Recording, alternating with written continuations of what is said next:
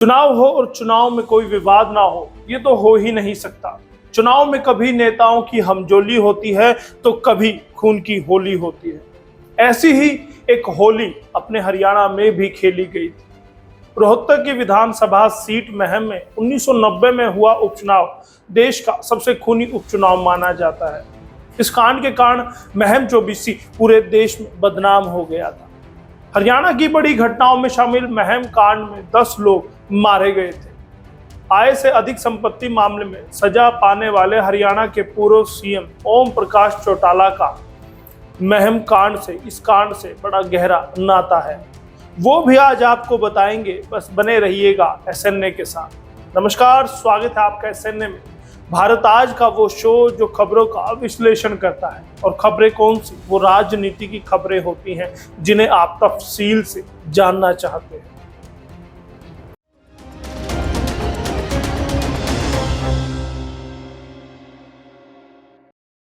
हरियाणा की महम जाट विधानसभा सीट जाट बहुल मानी जाती है। हरियाणा के गठन के बाद से ही इस सीट पर जाट समुदाय के ही विधायक बनते आए हैं।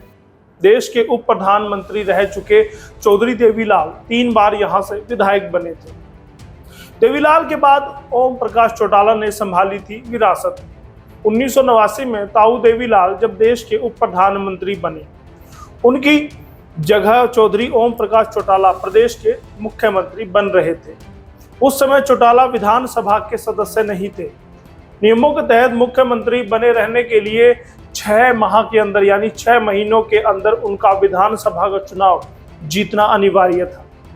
चौधरी देवीलाल ने सांसद बनने के बाद महम विधानसभा सीट से इस्तीफा दे दिया था। ऐसे में विधानसभा की महम सीट अब खाली थी।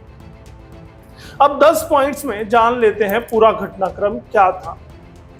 ताऊ देवीलाल के उप प्रधानमंत्री बनने के बाद सीएम बने थे ओम प्रकाश चौटाला।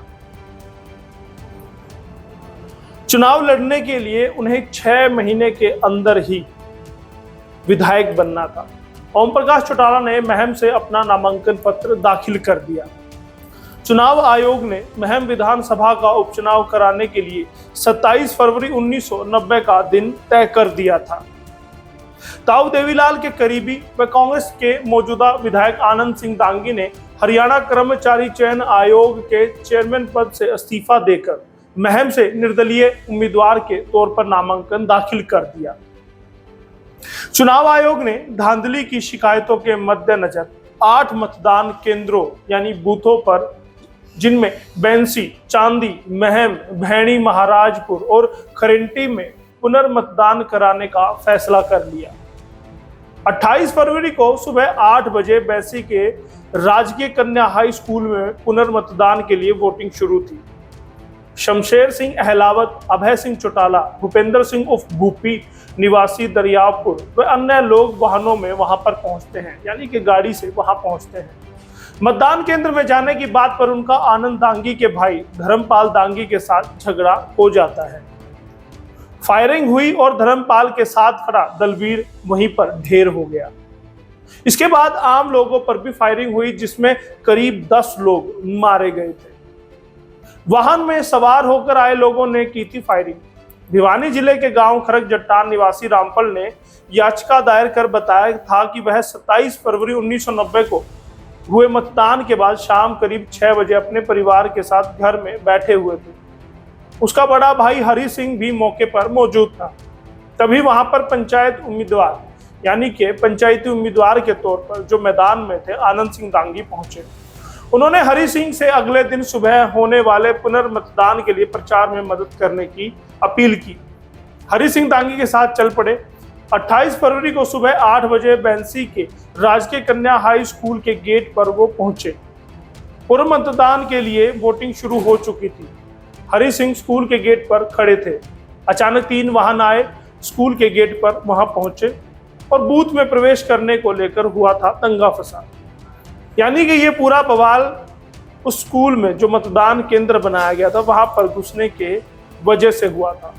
जैसा मैंने पहले भी बताया, उन वाहनों में शमशेर सिंह अहलावत, अभय सिंह चौटाला, भूपेंद्र सिंह भूपी, अन्य लोग सवार थे। वे मतदान केंद्र की ओर बढ़ने लगे तो आनंद सिंह दांगी के भाई धर्मपाल दांगी ने बूथ के अंदर प्रवेश न करने के लिए कहा। इस बात को लेकर झगड़ा हो गया। इस दौरान गोली लगने से धर्मपाल दांगी के साथ खड़े निंदाना निवासी दलबीर सिंह गिर पड़े थे। इसके बाद गेट के आसपास खड़ी पब्लिक को निशाना बनाकर फायरिंग की गई। एक गोली याचिकाकर्ता के भाई हरि सिंह को लगी। हरि सिंह सड़क पर गिर पड़े। उसे पीजीआई ले जाया गया, लेकिन लाखन माजरा के पास उसके भाई ने दम तोड़ दिया। पूर्व मतदान के दिन हिंसा में 10 लोग मारे गए थे, जैसा मैंने पहले बताया, और यही एफआईआर में दर्ज है। ओम प्रकाश चौटाला की जीत थी महम सीट। लगातार 3 बार देवीलाल के जीतने से यह सीट लोक दल का गढ़ बन चुकी थी, तो चौटाला के लिए यह एक सेफ सीट समझी गई थी। देवीलाल के चलते महम से कांग्रेस का सफाया हो चुका था। 1966 में इस सीट के अस्तित्व में आने के बाद से कांग्रेस यहां 2 बार जीत पाई थी। यहां के हालात नहीं सुधरे तो चौटाला के लिए एक दूसरी सीट दरबान कला खाली कराई गई, लेकिन चौटाला महम से लड़ने पर अड़े हुए थे। फिर लोकदल से बागी होकर अमीर सिंह ने यहां से निर्दलीय कैंडिडेट के तौर पर पर्चा भर दिया, यानी कि चौटाला की राह में मुश्किलें ही मुश्किलें थी। कांग्रेस ने, जैसा मैंने पहले भी बताया, आनंद सिंह दांगी को अपना कैंडिडेट बनाकर उपचुनाव में उतारा था। उपचुनाव के दौरान हुए खूनी खेल में लोकदल की छवि को काफी नुकसान हुआ था।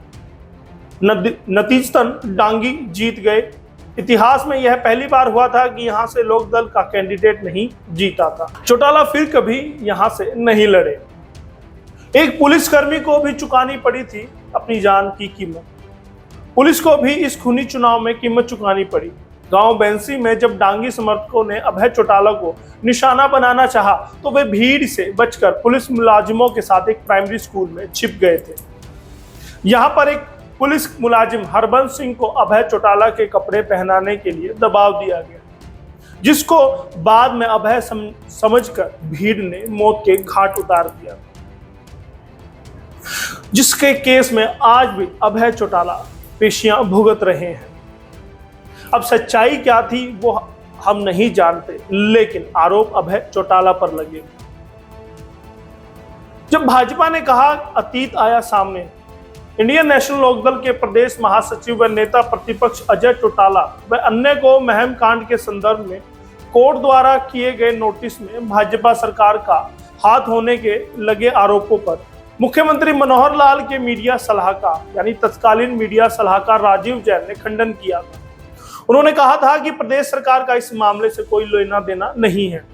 कोई उनके ऊपर अगर कोई कार्रवाई करनी होती तो सरकार बनते ही, यानी कि वो 2014 का जिक्र कर रहे थे, हम तुरंत करते।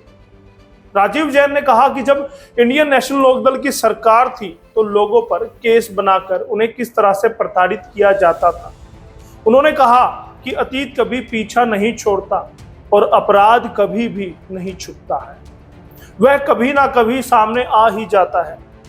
जैन ने कहा कि राजनीतिक व्यक्ति के साथ अतीत हमेशा उसके साथ चिपका ही रहता है।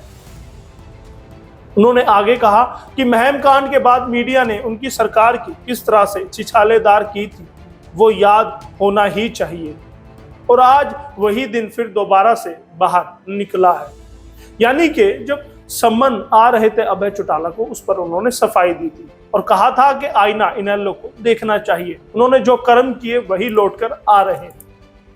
आपकी महम कांड पर क्या राय है? क्या आप महम कांड को इससे पहले बेहतर तरीके से जानते थे, आप समझते थे, या फिर एसएनए से आज आपको ज्ञान प्राप्त हुआ? हमें जरूर बताइएगा। और अगला किस घटनाक्रम का जिक्र एसएनए में करें, किस राजनेता का जिक्र एसएनए में करें, हमें जरूर कमेंट करके बताइए। बहुत बहुत धन्यवाद। आपके लिए ये स्क्रिप्ट, ये कहानी लिखी थी पूनम दुबे ने और कैमरे पर थे दीपक। मैं आपका दोस्त यशपाल कंच।